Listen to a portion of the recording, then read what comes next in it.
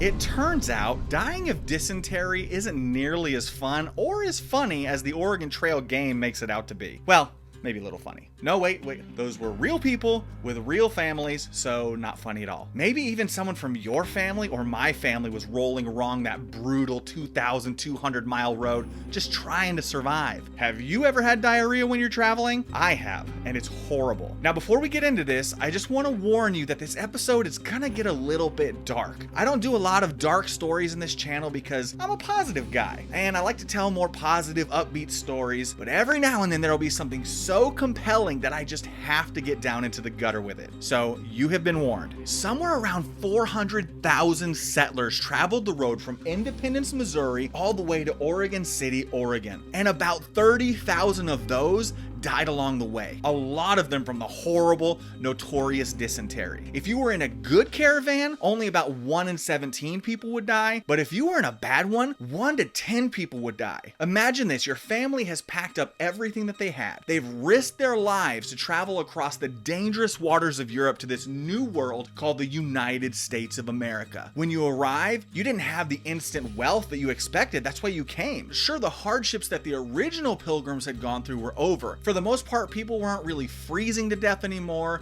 You didn't have colonies like Roanoke Island that mysteriously disappeared and vanished and were never heard from again. The Native Americans weren't aggressively attacking anyone anymore unless you happened to trespass on their lands. The Americans were pretty well established. As a matter of fact, Benjamin Franklin had invented a metal stove prototype in 1742. The first chocolate factory opened in Massachusetts in 1765, and coffee was solidified as the patriotic drink of choice. And drinking tea was un-American because that's what those redcoat Brits did. That was great for all the people who had inherited lands from the original settlers, but that meant that if you were new in town, you were going to either have to start from nothing or scrimp and scrape together money for some land and try to crack into some success. You could have done all of that in Holland, for crying out loud. But then a ray of light breaks through the clouds of disappointment. A couple of guys named Lewis and Clark blazed a trail and found a land in the west. Then some missionaries went to spread Christianity, followed by some merchants who found success there as well. And then gold was found in California. Next came the kicker. The United States government made an offer in several places like Kansas, Oregon, and all over the West. Anyone who made the treacherous journey would be given 160 acres of land virtually for free. Just don't go to Kansas, and definitely don't stay at the Bender Inn. That's where the bloody Benders were luring people in and killing them. If you haven't watched my video out on them, make sure you check it out after you finish this one. When people started hearing about this incredible offer for 160 acres in a land full of gold and hopes and dreams, they started selling their homes, their businesses, everything they had to pay for the supplies that they would need. They needed things like rifles, ammo, meat, salt to keep the meat from rotting, coffee, and of course, the covered wagon and the oxen to pull it. You can't miss out on this opportunity, so you decide you're in. You gather your family, you tell them about the glory that awaits, everyone high-fives each other, and you go sign up for the caravan. Now, it's a 2,200 mile trip to Oregon, and the caravan won't be able to travel for more than about 16 miles a day, and that's on days when the weather's good. So it's going to take at least 5 months for you to get there. You get yourself a wagon with the nicest of oil canvases to cover your wagon. That'll keep the rain out nice and dry. You load it up with your supplies, plus some water, barrels, extra wheels, some axles. Those wagons are 6 feet wide and 12 feet long. That's about the size of a small room, plus a couple of seats up front with the oxen. But once you cram all of your supplies and your family in there, you can see right away that it's going to be a long 5 months. Your caravan of about 1,000 people starts lumbering down the Oregon Trail in early April, which is when spring is starting. You don't want to be out there in winter. If all goes well, you'll be there by September, but we all know this is not going to go well.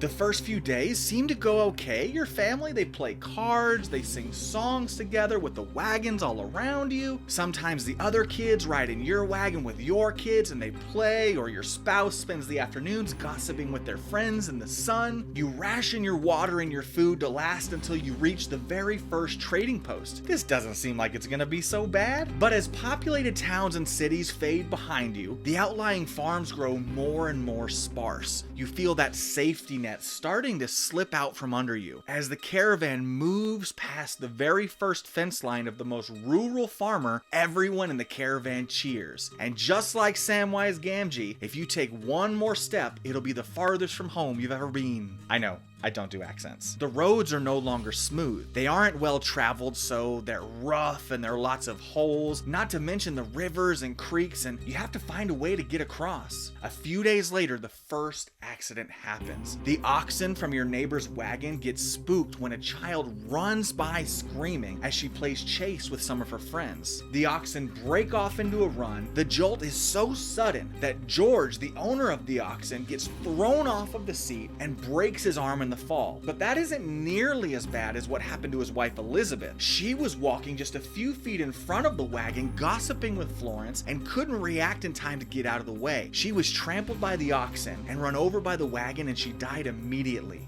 Florence wasn't physically hurt, but she was traumatized. A week after that, a man at the back of the caravan gets the flu, and it kills his entire family and 2 of the people in the neighboring wagons. The next week, the caravan runs into a deep river. The women and children are set inside the wagons, while the men either drive the oxen or swim in front to pull the oxen forward while the wives drive them. The current is too strong though. A dozen wagons are pushed down the river. Thankfully, 8 manage to make it across, but the other 2, which were already damaged, break apart and are swallowed whole by the water, taking 2 families with it. After 2 months on the Oregon Trail, you come to a trader who offers to refill your water barrels with some fresh barrels he just brought in. You only have half a barrel left, so you accept it along with just about everyone else who's with you on the caravan that's still alive. Little do you know that these barrels have been sitting stagnant for months in the early summer heat. They're full of bacteria and parasites. When the caravan continues and you fill your first cup of water, you think it smells a little funny, but you can't die of thirst. The next outpost is months away and the skies just aren't showing any signs of rain. So you have a drink. The next morning you wake up and the first thing you feel is a swollen, heavy feeling in your intestines. You feel a little feverish, but the caravan is starting to move. You ask your spouse, who also looks a little bit pale and sweaty, to take the reins for the day because you need to rest. It isn't long before the first cramp hits. It starts right under your rib cage and rolls straight down to your pelvis. It feels like someone is slowly dragging a white hot knife tip right from your chest down to your belly button. Then the diarrhea hits. At first, you call for your spouse to stop the wagon. Even though your head is starting to throb and you feel a little shaky, you leap out of the back of the wagon, run behind a tree, and everything on the inside of you starts to shoot to the outside of you before you can even get your undergarments down. It's really painful, but you make it through and stagger back to the wagon. You think, it was probably just that wild rabbit that I ate last night.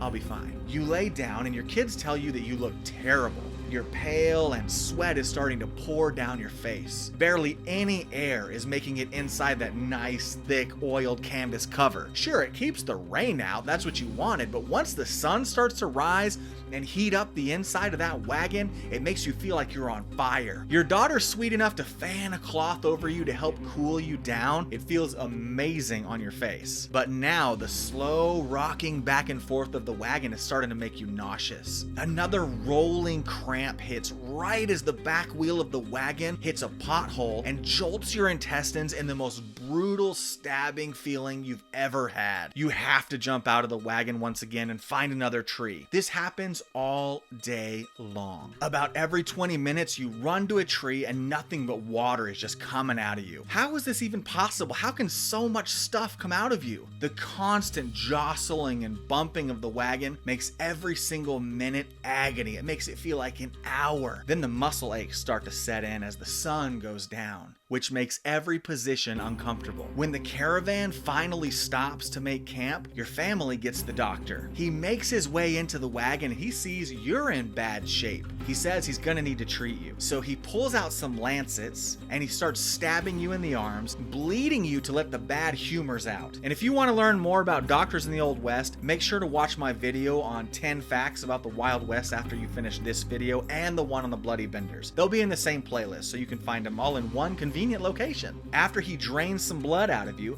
he makes you eat lead salts and emetics to force you to vomit, because that'll get more bad stuff out of you. He then leaves you there. He's done everything that he possibly knows to do for you. But for some reason, the bloodletting and the forced vomiting don't seem to help. As a matter of fact, you actually feel even weaker. You barely remember the night.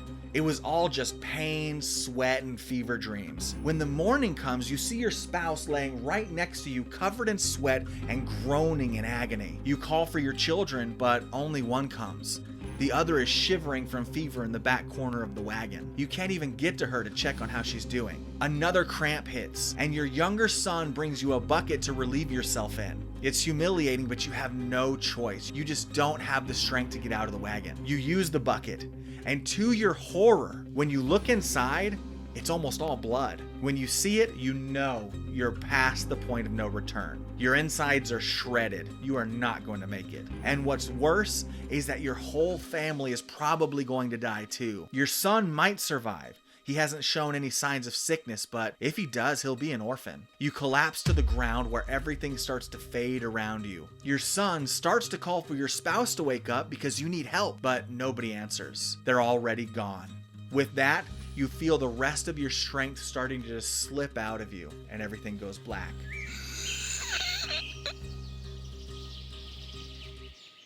Wow. I did not like telling that story. I like the upbeat things in history, but sometimes you just gotta push through and talk about the rough stuff. I know it doesn't feel great to talk about, but these are real stories that happen to real people, and I don't think we should forget about it. Don't forget to check out my other videos on the Wild West and beyond. Thanks for watching. See you in the next video.